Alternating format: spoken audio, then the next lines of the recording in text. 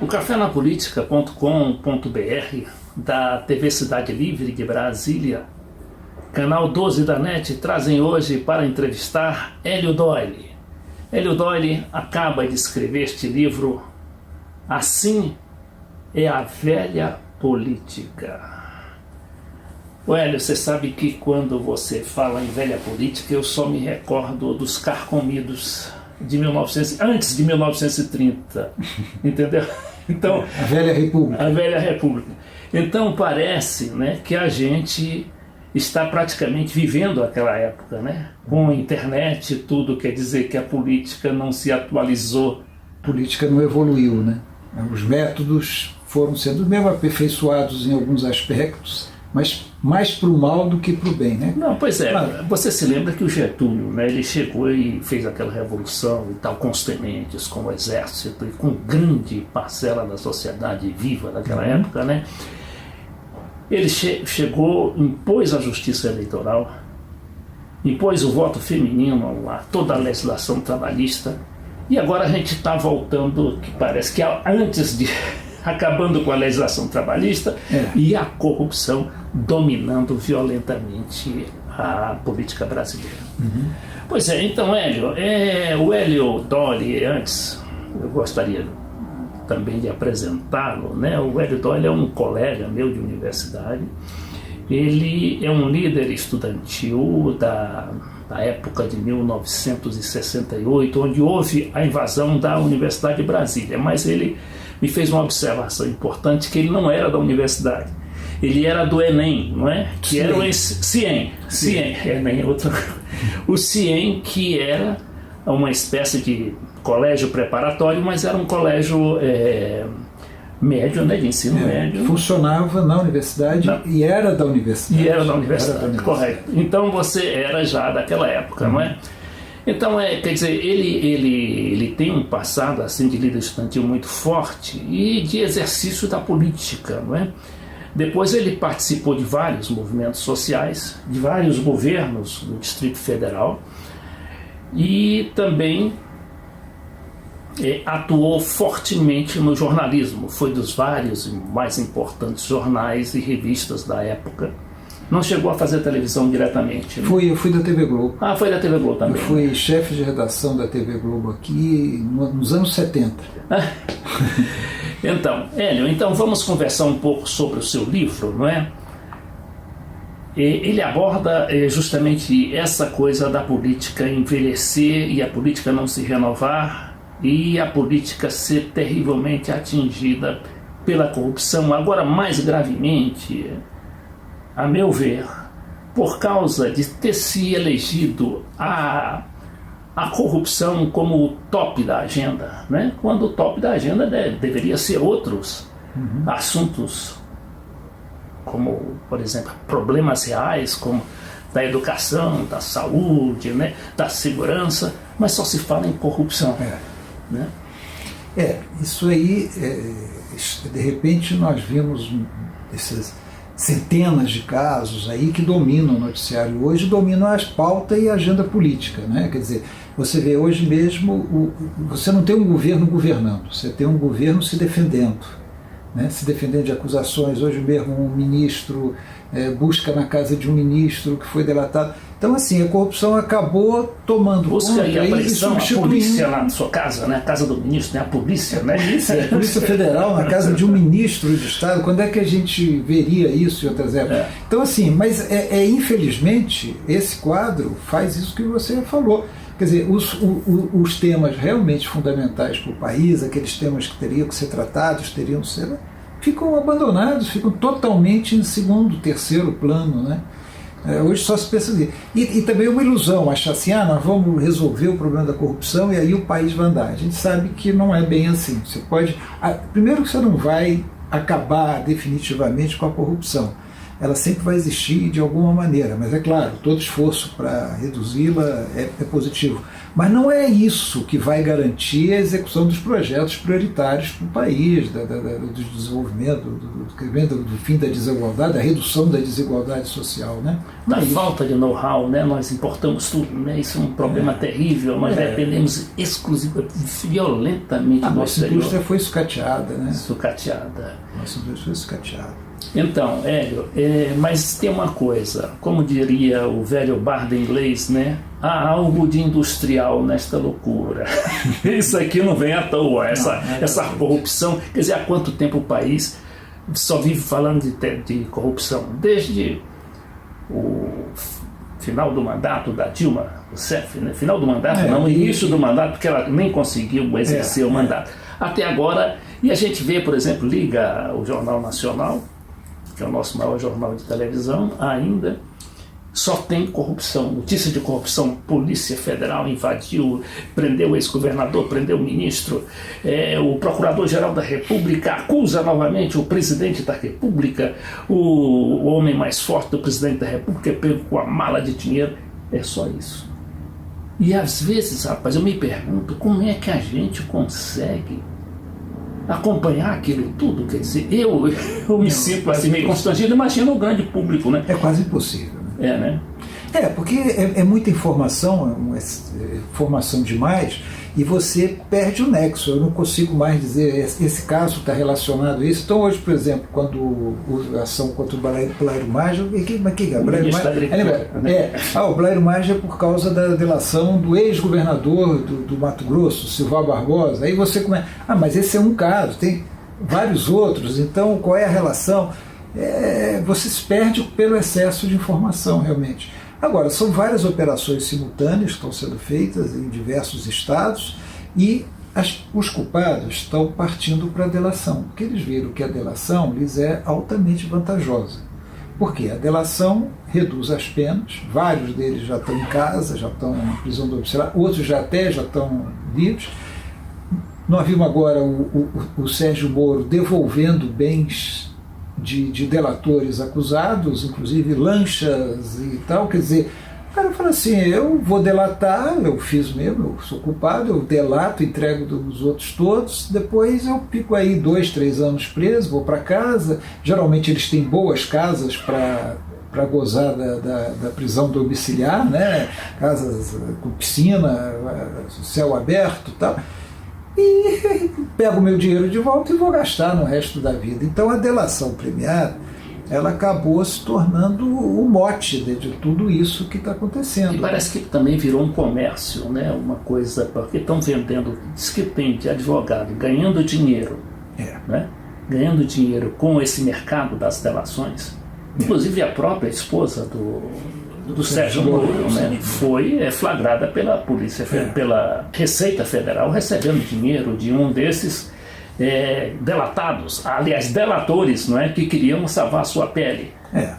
E aí você, vamos dizer assim, uma coisa que não é intrinsecamente má, que é a chamada, isso existe em vários países do mundo, que é a colaboração com a justiça, para usar um termo mais menos agressivo, a colaboração com a justiça de um acusado que colabora e com isso recebe benefício. Nos Estados Unidos ele pode ser até libertado definitivamente e muitas vezes recebe identidade falsa para continuar a vida e tal.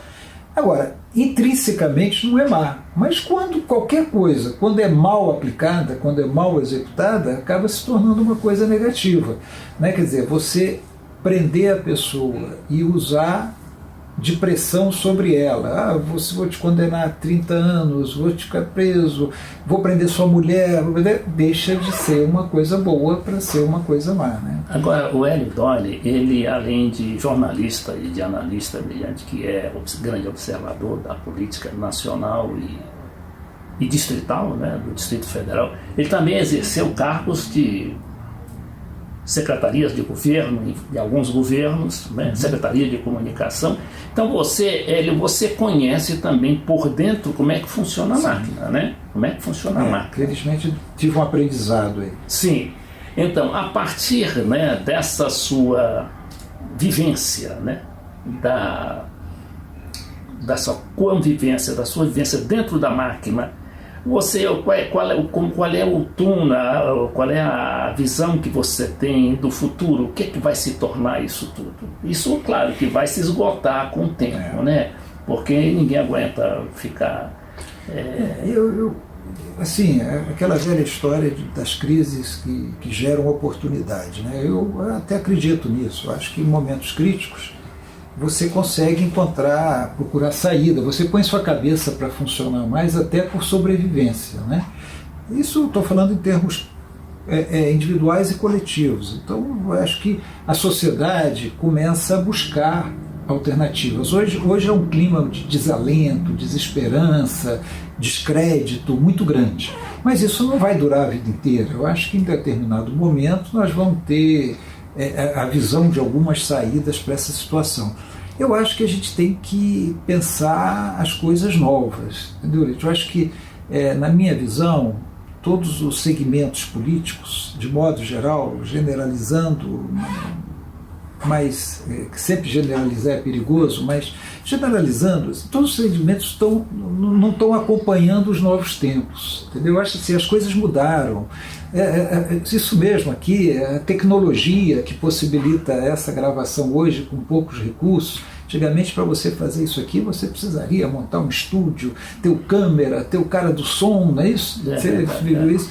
Quer dizer, as coisas estão mudando no mundo, né? A cabeça das pessoas também está mudando.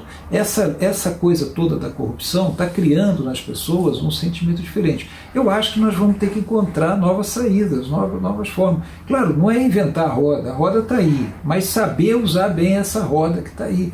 Porque do jeito que está, é inviável. O Estado brasileiro está se tornando inviável. As instituições brasileiras estão velhas. Elas estão antigas, elas precisam se renovar, elas precisam se aproximar mais das pessoas, da população. Há uma distância muito grande que foi cultivada desde a República Velha, claro que com toda a evolução, uma separação entre as instituições do Estado e o povo. E as instituições do Estado muito próximas das elites.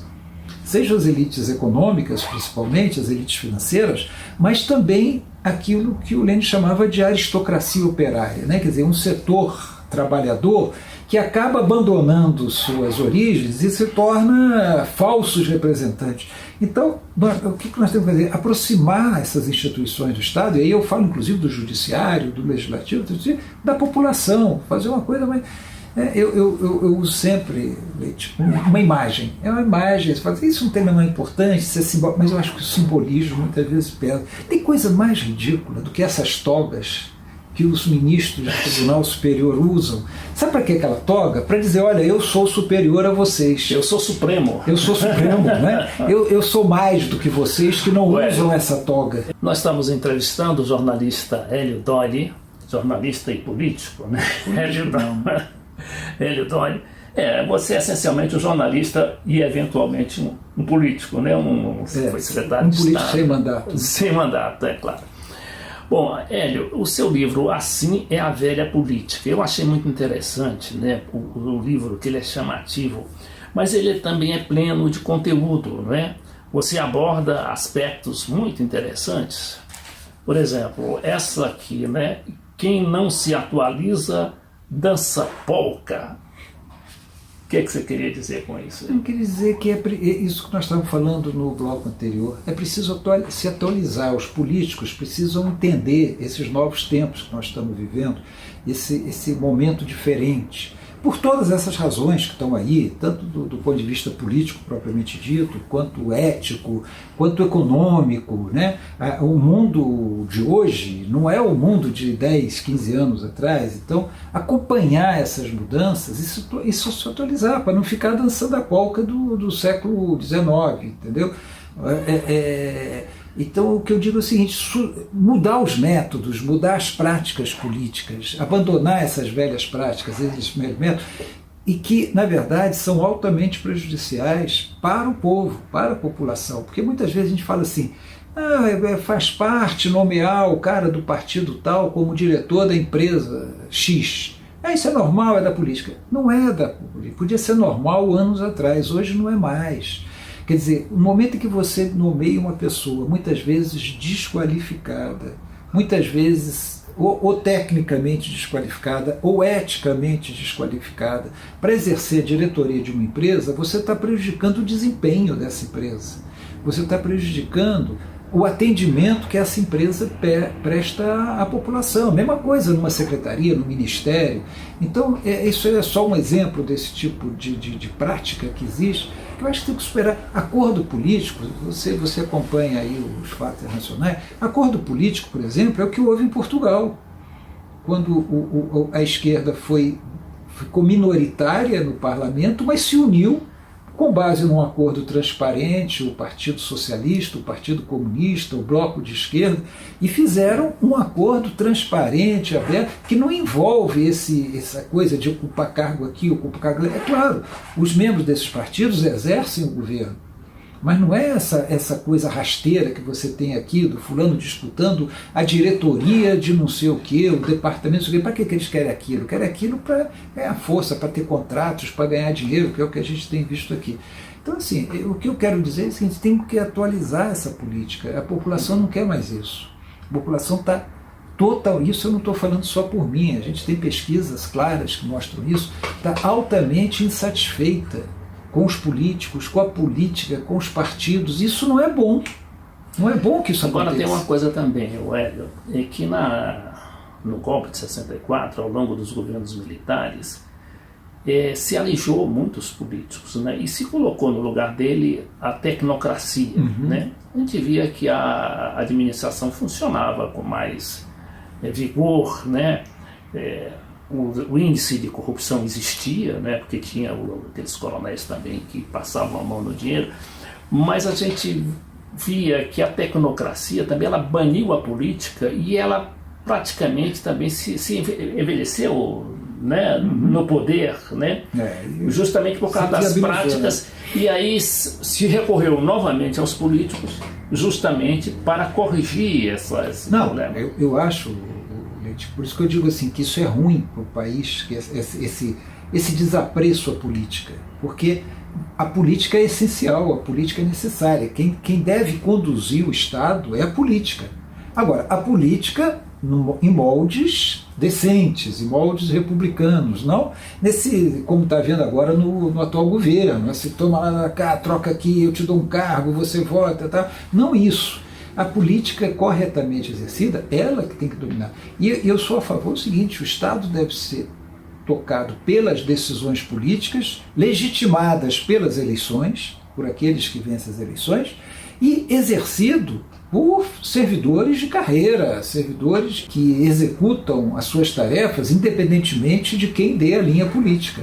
Né? É isso que a gente vê em todos os países, um quadro estável de servidores, né, qualificados, concursados, que esse sim exerce. O que nós temos hoje é o seguinte, você diminui o papel dos servidores, você tem um certo desapreço pelos servidores de carreira para colocar os apadrinhados políticos nas funções. Inclusive muito mais que os servidores. Se coloca nas funções. Então assim, quem é que tem que ser diretor no ministério? É um servidor de carreira que por seu mérito é alçado à condição de diretor. Não trazer um cara lá de não sei de onde, porque ele é protegido do deputado, fez a campanha do deputado, ou do senador, ou de sei lá quem, e aí você coloca ele naquele cargo. O que acontece? O Estado não funciona, porque os servidores que estão ali para trabalhar de fato, e que estão em qualificação, falam, entendeu? E aí a gente vê muitas vezes o próprio servidor desestimulado, sem vontade de trabalhar, porque ele sabe que o chefe dele é um desqualificado,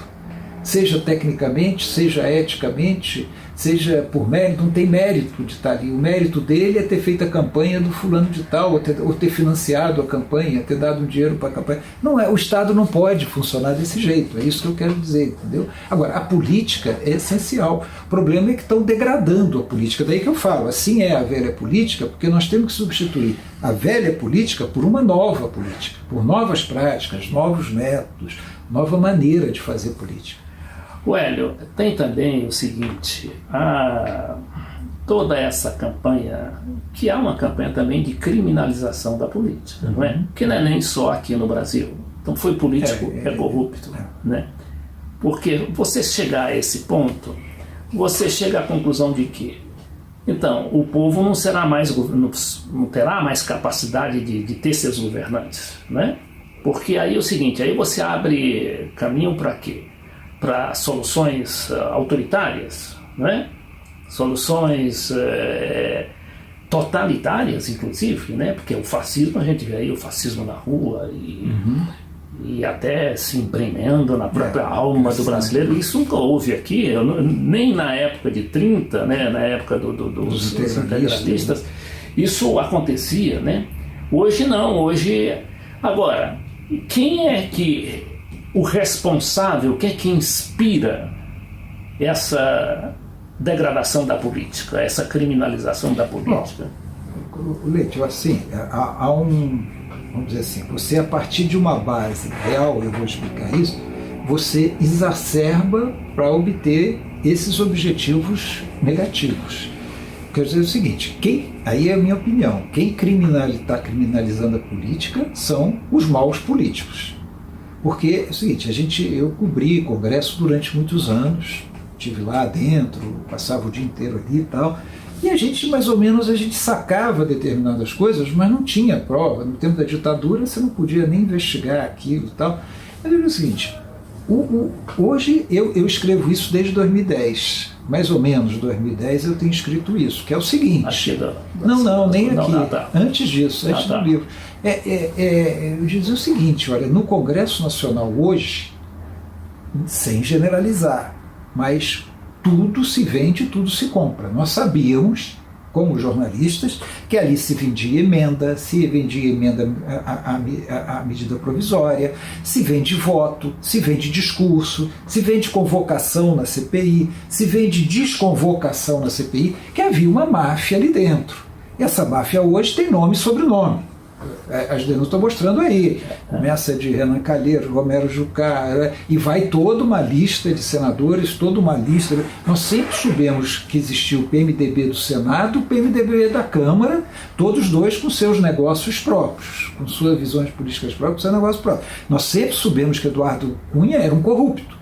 Nós não sabíamos, não tínhamos as provas, não tínhamos os elementos. Quer dizer, isso para dizer o seguinte, os políticos, na minha opinião, são os maiores culpados. Agora, no momento em que eles estão sendo descobertos, isso aí está sendo mostrado, que não é pontual, não é um ou outro aqui, é uma coisa bastante generalizada no país inteiro, nos três poderes no país inteiro, há quem se aproveite disso para disseminar essas teorias fascistas, teorias nazistas, combater a política, combater os partidos políticos, combater até a própria organização do Estado e começar a defender a ditadura, a volta da ditadura, como se no tempo da ditadura não tivesse corrupção. Claro que tinha corrupção no tempo da ditadura e tinha muita corrupção, só que ninguém investigava. Você imagina a Polícia Federal, o Ministério Público investigando os generais, os coronéis? Não existia isso. Mas é claro, a gente sabia que alguma coisa estava havendo ali.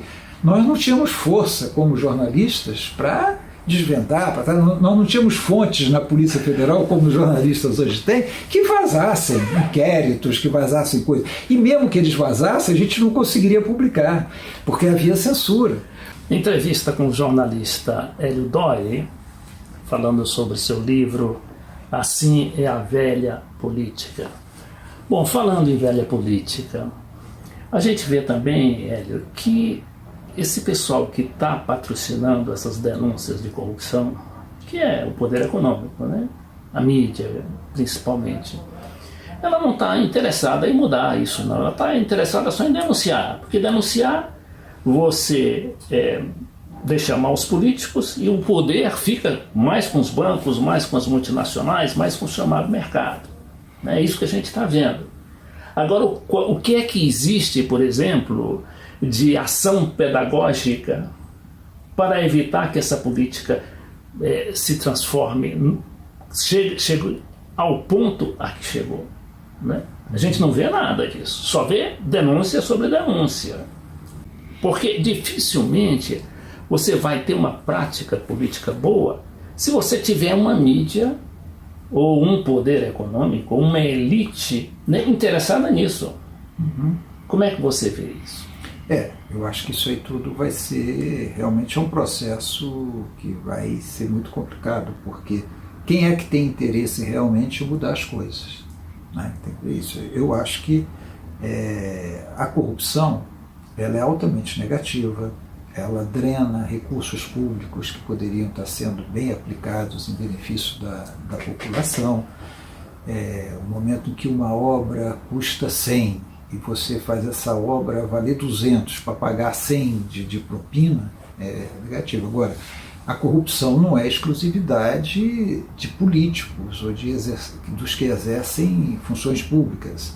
Tem um corruptor do outro lado. Então, na verdade, o nosso empresariado, isso continua existindo, nosso empresariado acostumou-se a obter as facilidades por esse meio. Ele virou uma prática normal. Tem que saber o seguinte, eles estão dispostos a abrir mão dessa prática, ou seja, para eu conseguir uma facilidade, para mim sai barato. Por que saía barato? Porque, em grande parte, quem estava pagando isso era o Tesouro.